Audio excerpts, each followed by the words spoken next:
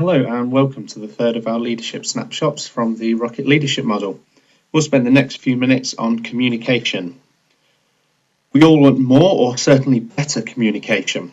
Often the reality is that there is plenty of communication, sometimes too much, but because it's not clear or it's not targeted or it's not delivered with the recipient in mind, the messages get muddled.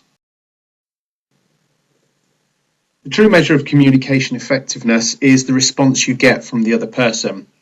Does this match what you expected? How do you ensure that the message you wanted them to get is actually the one they did get? There are a few ways to find out, and one is to wait and see, which isn't really an option, I'm sure you'll agree.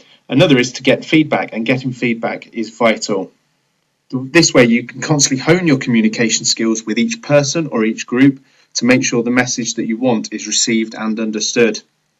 Strong and effective leaders don't have a communication style. They have many and draw on them as the situation requires. So how much time do we spend communicating? When carrying out any of these activities, we're communicating, and it's not unusual to carry out all of these every day. In any one day, we're typically using a wide range of communication methods and skills, and each has its own strengths and weaknesses, but the trick is to know what it is and why you're trying to communicate. Answering these questions will help you choose the most effective approach. Any survey in most organisations will tell you that communications need to improve. We want more communication, we want better communication. And despite a huge amount of effort going into communications, this still is the case. So why is this? We need to be aware of how our own preferences can influence the way we communicate with others. Similarly, their preferences will affect how they interpret or decode the message once they've received it. On top of that, there are many barriers that can distort or interfere with the message. We really need to check that the listener has got the message that we wanted them to have and not leave it to chance. Asking questions, getting them to tell you the key points that they have taken from the message, and inviting feedback and so on are all useful techniques.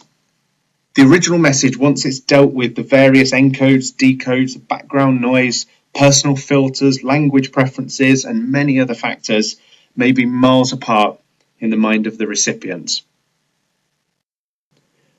And this is happening with every utterance, every action, every subtle movement we make every second of the day. And we wonder why communication gets jumbled. Furthermore, the what of any verbal message is important, but not as much as the how.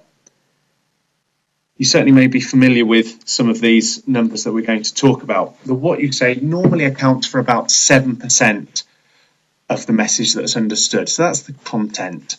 How you say something accounts for about 38% of the clarity of message. And then the non-verbal clues are the vast majority. So together, tone of voice and body language account for around 93% of the effectiveness. So the words are important, they have to be clear and relevant, but words, tone and body language have to be in sync. Otherwise, the audience will base the meaning of your message on factors other than the content. So ask, how aware of your own body language are you? As discussed in the last snapshot, knowing yourself is an inescapable part of integrity, and integrity helps with any communication. An example of how we can choose to say something differently to affect the outcome. So we're just going to focus on that 7% of the words. There was a test carried out by a soldier in the US Marine Corps. He asked the first 100 people that he served, "You don't want any apricots, do you?" And 90% said no. He asked the next 100, "Would you like some apricots?" And around 50% said yes. And finally, as part of his experiment, he asked, "Would you like one serving of apricots or two?" 40% took two and 50 took one. Now it goes to show that what we say matters. Only a small amount is how the message is understood because it needs context. So these questions can be summed up as they were asked about apricots, but how they were asked made a huge difference. Following on from that, inflection plays a massive part in any communication. Here we can look at exactly the same words but with a different emphasis, and we can understand why it has a huge impact. The emphasis being the words in red. For example, I didn't say he stole that money. I didn't say he stole that money. I didn't say he stole the money. I didn't say stole the money. I didn't say stole that money.